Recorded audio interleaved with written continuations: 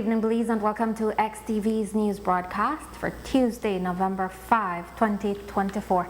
Making the headlines tonight, Shamar Foster case was precedent-setting regarding public's recording of police on duty. Lawsuit against police betrays the need for review of professional standards branch mechanism. Village chairperson faces scrutiny over allegation he pulled a gun against his partner, and PGIA worker reportedly stabbed in the eye by co-worker. We take our first break and return with the news in detail.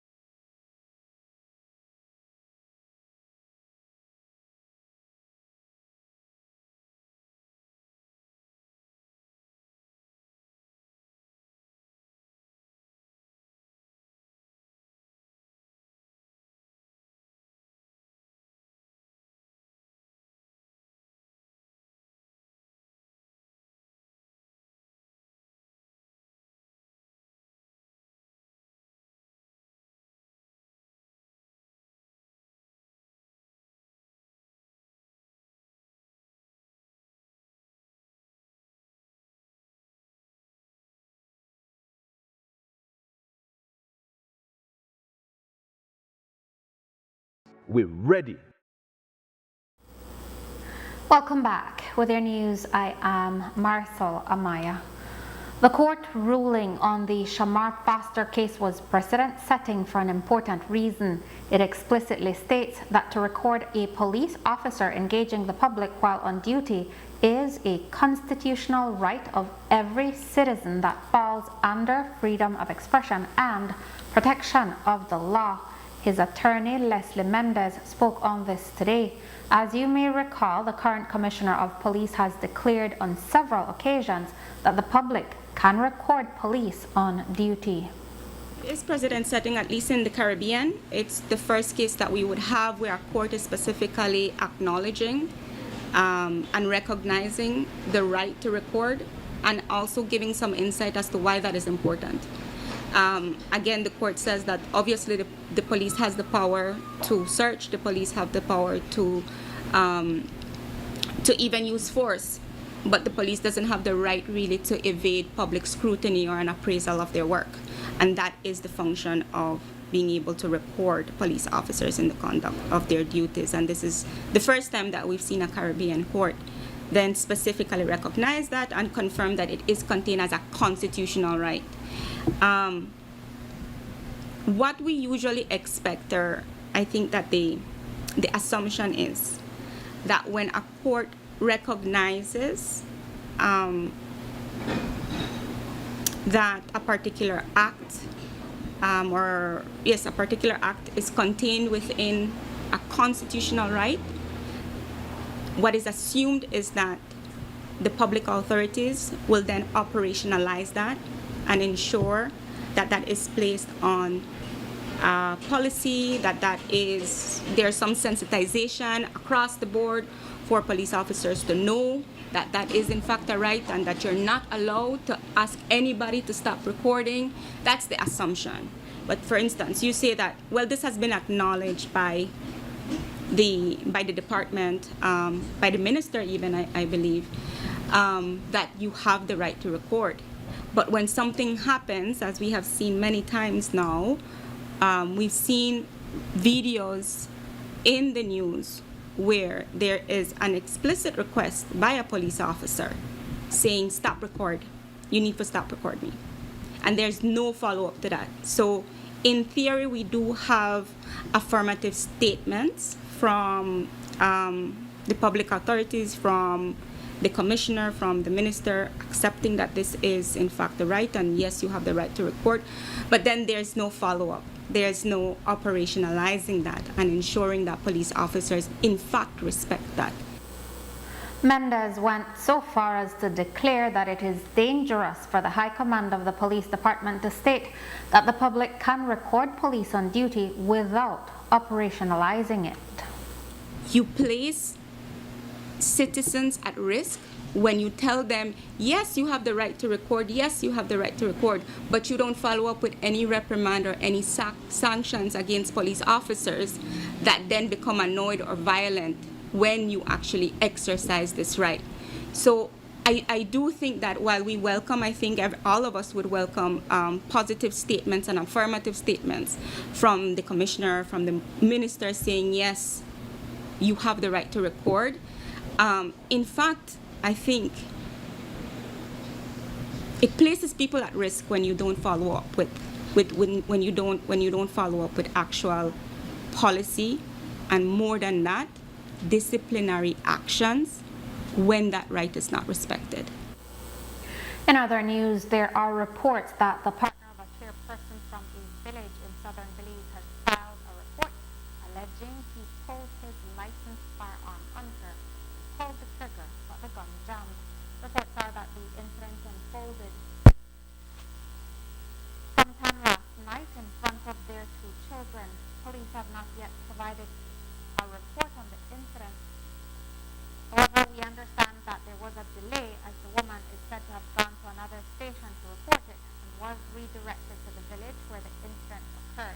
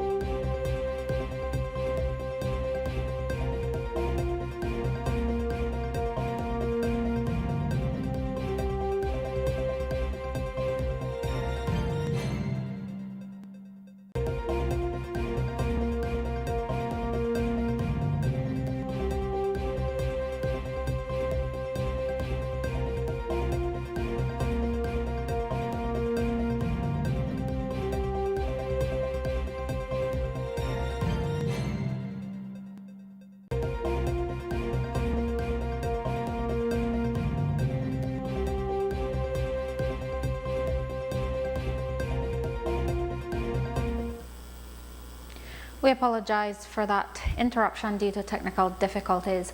There are reports that the partner of a chairperson from a village in southern Belize has filed a report alleging that he pulled his licensed firearm on her and pulled the trigger, but the gun jammed. Reports are that the incident unfolded sometime last night in front of their 2 children. Police have not yet provided a report on the incident. However, we understand that there was a delay as the woman is said to have gone to another station to report it and was redirected to the village where the incident occurred. Also, reports are that an employee of the Aero Dispatch Service at the Philip Golson International Airport was stabbed sometime today in his eye while at work.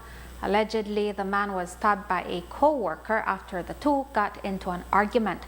The stabbing victim was observed bleeding profusely from the wound and was taken for medical treatment. His condition is currently unknown and police are investigating. The government of Belize is reporting a beneficial change in policy by the United Kingdom regarding raw cane sugar. It has decided to maintain its existing autonomous tariff quota, ATQ, which means that there will be no increase in access for suppliers who are not a part of the Organization of African, Caribbean and Pacific States, OACPS. The Belize government writes in its release today, quote, "This decision shared by the British High Commissioner preserves critical market access for Belize's sugar exports in 2025, providing substantial benefits for the country's sugar sector, especially Belize's dedicated cane farmers.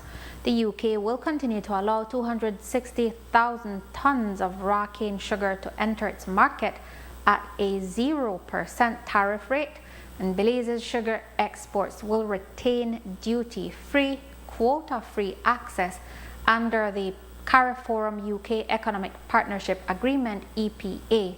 This stable access is essential for Belize, where sugar is the leading export product and a significant contributor to the national economy, supporting around 12,000 direct jobs and sustaining nearly 50,000 Belizeans in the northern districts." End quote.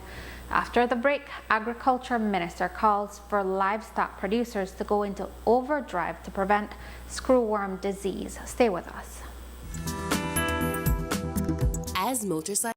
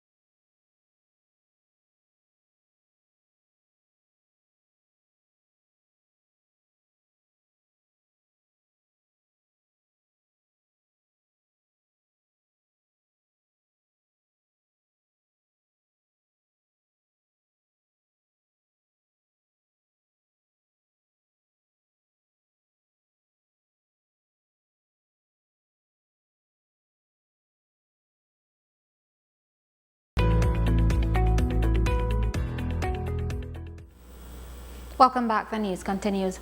Attorney Leslie Mendez, who represented young tour guide Shamar Foster in a lawsuit against the Belize Police Department regarding abuse of power as they executed a search in April 2022 at the Belize City Municipal Airport, says they are satisfied with the award of damages and compensation in the case. We are satisfied with the award for damages, and that's because traditionally, really, in the Caribbean, we don't really see very large awards of damages being given. Sometimes even in cases of death, you don't really see these extravagant awards that we might see on TV and all of these things. So looking at just what the standard has been, what other cases, what has been awarded in other cases, I have no issue with the 25,000. I think Shamar is satisfied with that. Also, it wasn't the most egregious act of violence that we have seen, and so again, we are reasonably, I think that is something that we are satisfied with, but it's another question as to whether I actually believe it will function as a deterrent against further options, or not further options, but against further actions, similar actions being taken. And that is one of the critiques that at least I have with respect to the size of the awards that we give in the Caribbean. They don't function for the purpose that we need them to function, which is a mechanism to not only compensate, but to also create a disincentive against repetition of these similar offenses or these similar breaches. On the other hand, Mendez is unhappy about the determination in relation to the mechanism of the Professional Standards Branch PSB. While she understands the reasoning of the court, she believes it is a matter that can be challenged in benefit of the public at large, despite the fact that the mechanism is an internal disciplinary process. We said, in this case, there's a complaint of police misconduct, and police misconduct that is a breach, is equivalent to a breach of the citizen's constitutional rights, which is, again, we placed a premium on that. It's contained in our supreme law, and so we have a very high interest, a duty, and obligation to ensure that those rights are respected. And so our argument was that in that context, when a member of the public makes a complaint against an officer for abusive conduct that has now breached their constitutional rights, the process that the Professional Standard Branch now adheres to has to respect the right of the citizen to be heard, to be included, to be able to participate, to at least know when the proceedings are starting, know what the outcome of the proceeding is. Before we went to court, we didn't know what the outcome of the proceeding was. We had sent several requests for updates, and those were not responded. So the argument that we were trying to make is, even though this is an internal disciplinary process for the police department, because now it's engaging with making determinations and assigning sanctions for breaches of constitutional rights that affect members of the public, then members of the public ought to be included. The response to that was that, well, again, it's an internal contained process, and in terms of fairness, the principal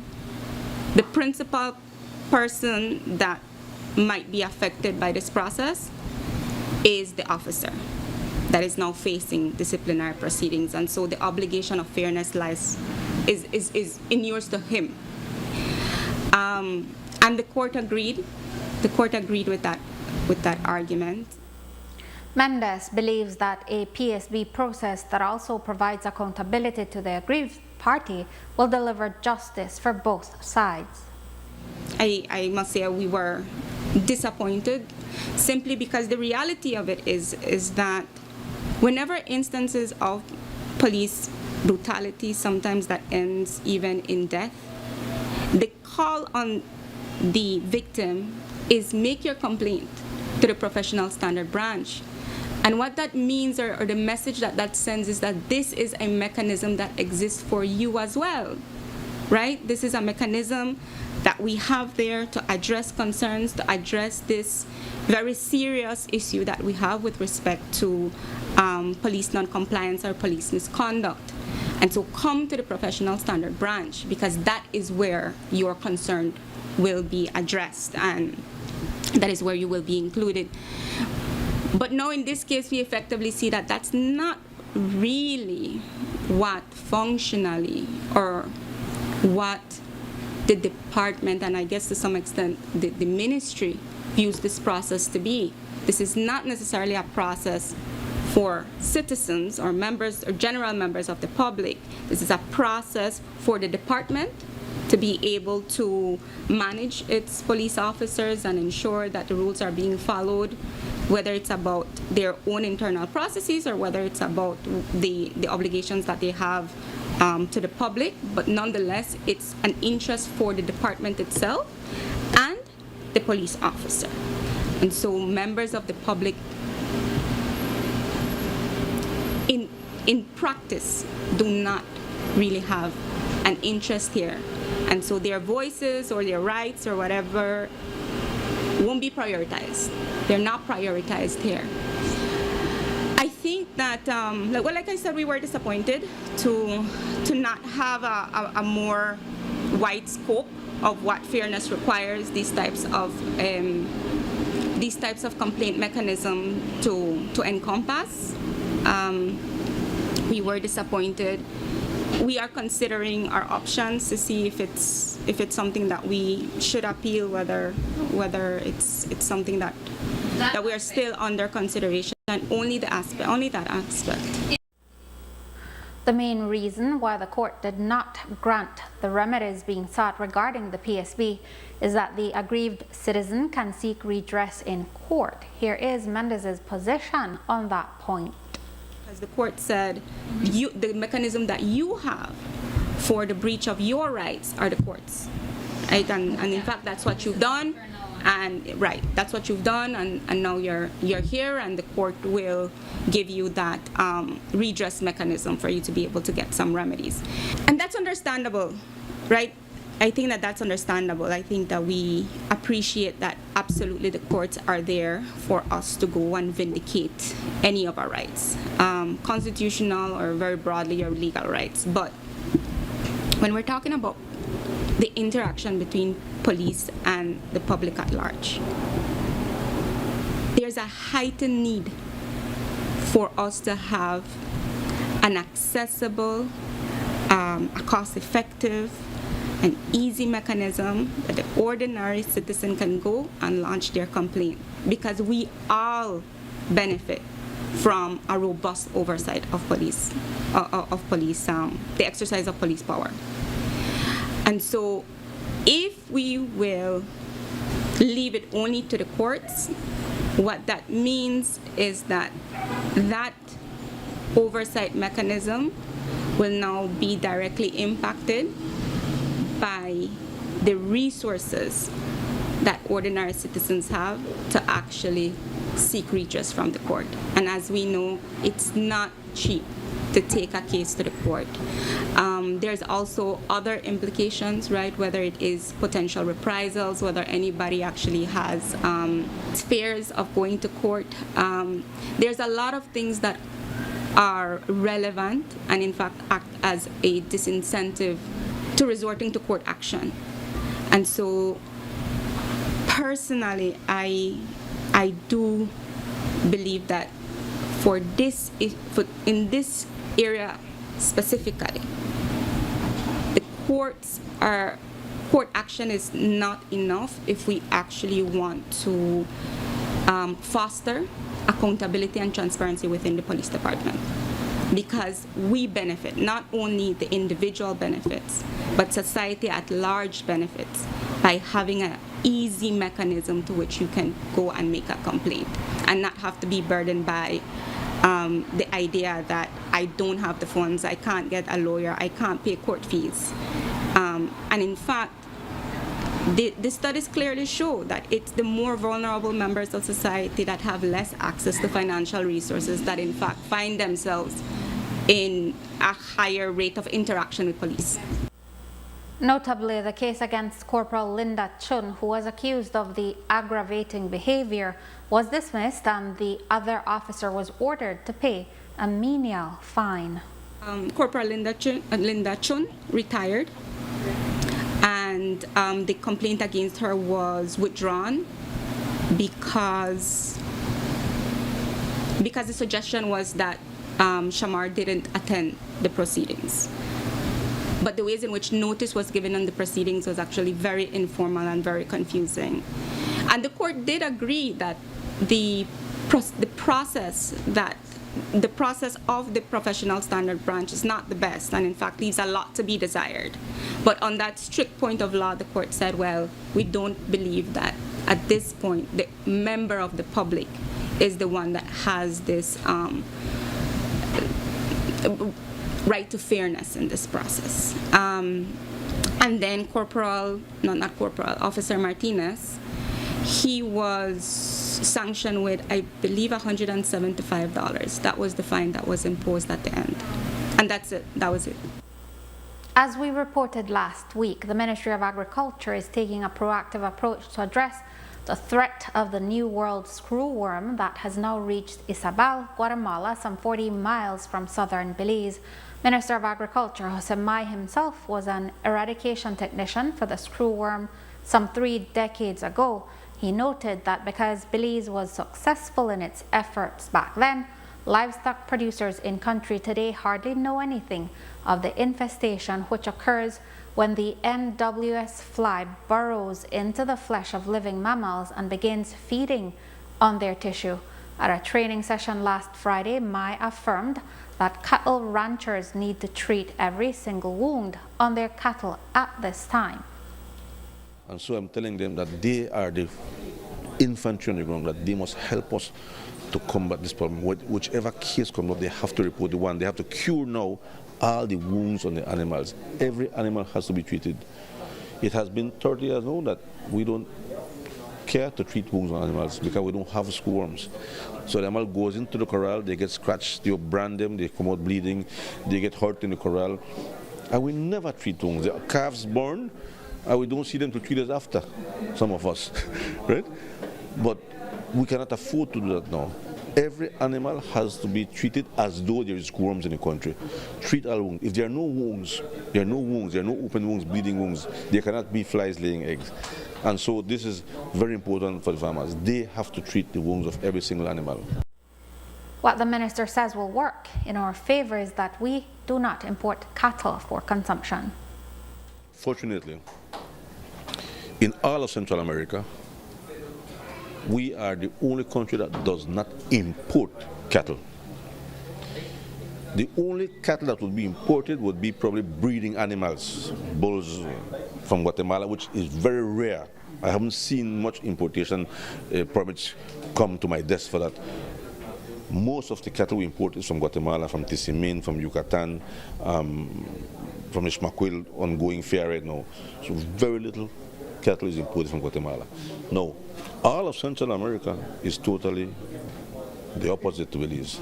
They all import cattle from Nicaragua. Nicaragua is the largest supplier of beef in the region. They have a 9 million herd, and 1 million animals are suspected to be moved from Nicaragua into Honduras, into Guatemala, finally into Mexico. Finally into Mexico. So, and of that million, 90% are informal trade. So the screwworms are moving in animals that are being transported. If we do not import animals, we have a lower risk. But the fly can only move in certain ways. They can fly 25 miles a day. It can be transported in form of larvae in a wounded animal. Or the fly can catch a taxi. I mean, in an airplane, they found one the other day, right? And it can come in the cabin of a truck or in the pupa, in the feces of trucks that come in to buy cattle. So the first thing we need to do is those trucks need to come in sanitized into the country. They cannot come in with feces or sand or sawdust or rice all wrong. They have to come in clean.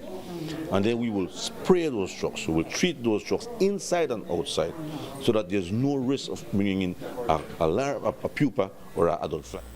Amaya reported that agriculture technicians have been deployed to the south where there are 12 farms along the Sarstoon border. They are conducting control and monitoring work with the farm owners to ensure that the possibility of any infestation reaching Belize is eliminated. US-based Series Fest, in collaboration with Belize Global Media BGM, is hosting a TV writing workshop at Rumors Resort in San Ignacio, Cayo. This is the first time that Series Fest is holding such workshops outside the US. The collaboration will bring such workshops to Belize for 3 years. However, through the initiative, the principals hope to encourage the development of the film industry in Belize and would want that Belize serves as a filming location for future TV series. We hear from Nigel Miguel and Art Thomas, who are the co-founders of BGM, and Randy Kleiner, the co-founder and CEO of Series Fest. This is a partnership between Belize Global Media and Series Fest to bring attention to production, creatives, and the artists here in the country of Belize and Belize as a whole as a potential place to come and do their productions, to do their projects. The partnership was formed December 2023, and this is the first of a 3-year commitment to do the writing lab here in Belize for the next 3 years, and San Ignacio as the place where we're actually holding the event, and Rumors Resort. So we brought 4 writing projects, so 6 writers, along with 4 mentors, and throughout the next 4 days, we are going to be doing workshopping 4 different scripts, 4 different potential TV series that could be produced here in Belize. And it's really exciting because we are really bringing together major industry executives with emerging talent and diverse voices to really help develop and push these projects forward. So that we also want to be bringing in the local community here and making sure that we're also educating and providing professional development for the artists that are here in Belize. The productions that we're currently doing or developing for places outside of Belize are being considered for Belize locations to do things here. How can we grow the local talent while supplementing and supporting our partners in Series Fest and the great work that they do? All 3 spoke of their desire to help develop local talent, both in front and behind the camera, as well as introduce the film industry and its inner workings to Belizeans. At BGM, we have a motto that says, produced in the Belize, but made for the world. I was formerly the film commissioner of the country for like 13 years. And what I've noticed over that past 13 years is that we have a lot of talent, but what we need is opportunity.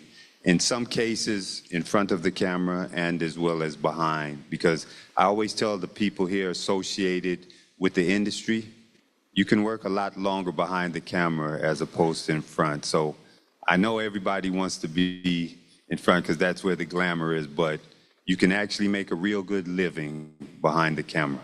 I will say this is the first TV writing lab that we've done internationally, and we couldn't be more thrilled to be here in Belize.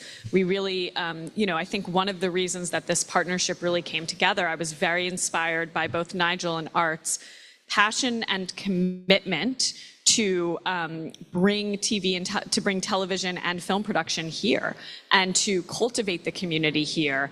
And really, I saw a lot of opportunity in that. And so for us to be able to bring international writers, executives to this location to really help hopefully grow and expand is really exciting. It's important to get the basics and the fundamentals down.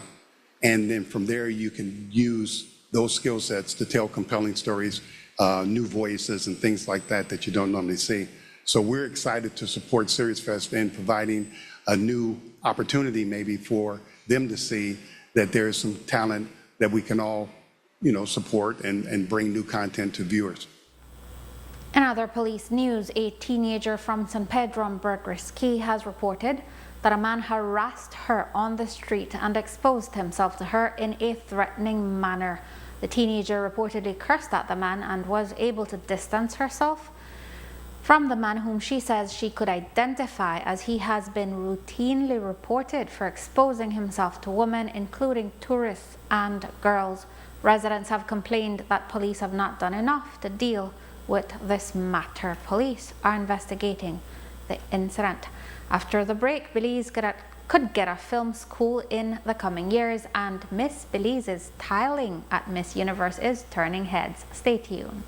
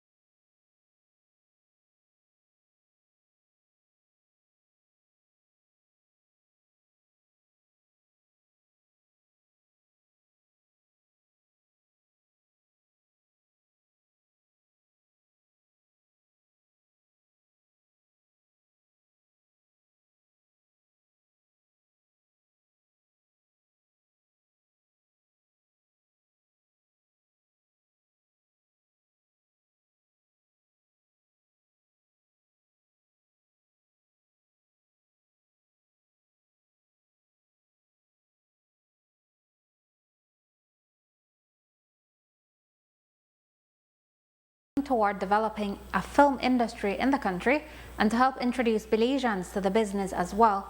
One of the areas they are focusing on is education. President and co-founder of BGM, Nigel Miguel, says they are offering classes in collaboration with Galen University, but the goal is to open a film school in the country.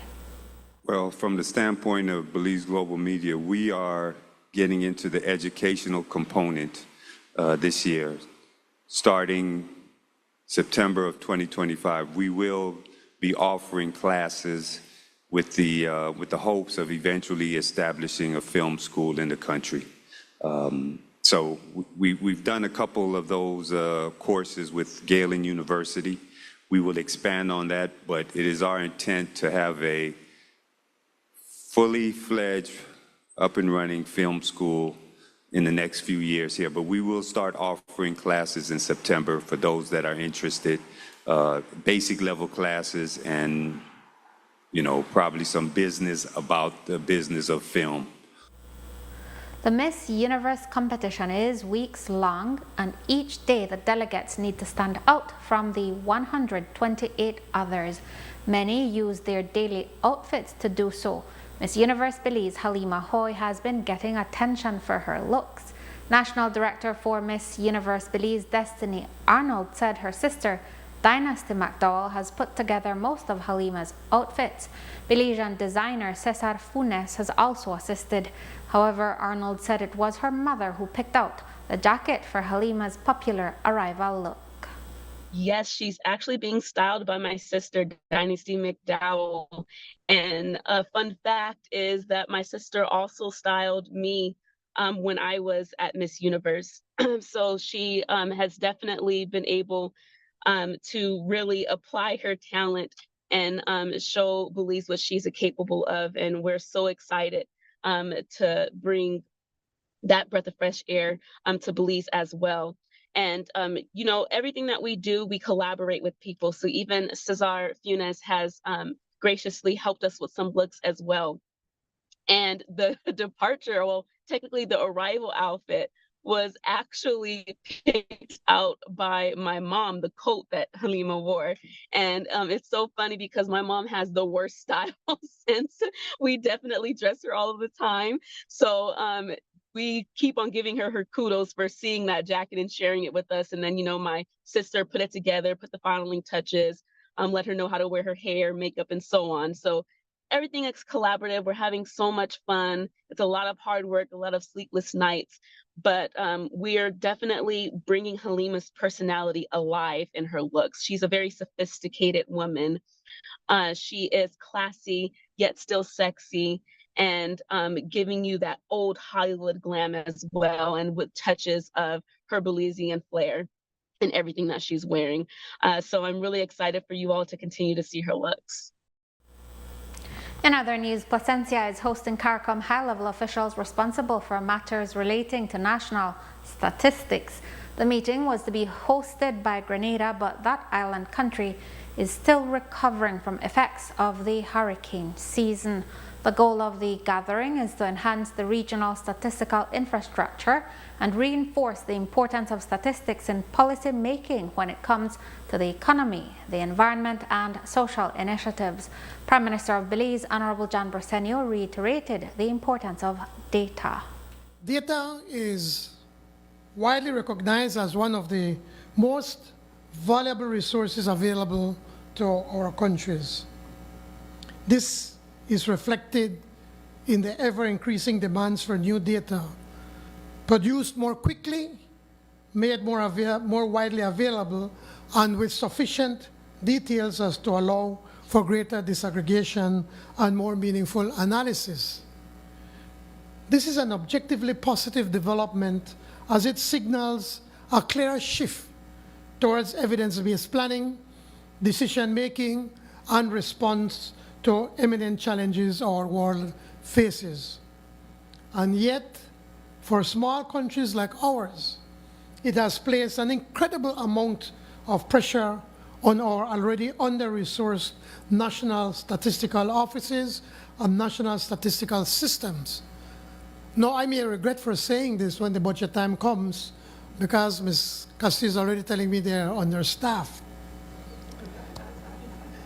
Indeed, since the endorsement of the Regional Strategy for the Development of Statistics, our Caribbean National Statistics Office have faced numerous challenges in their efforts to operationalize it.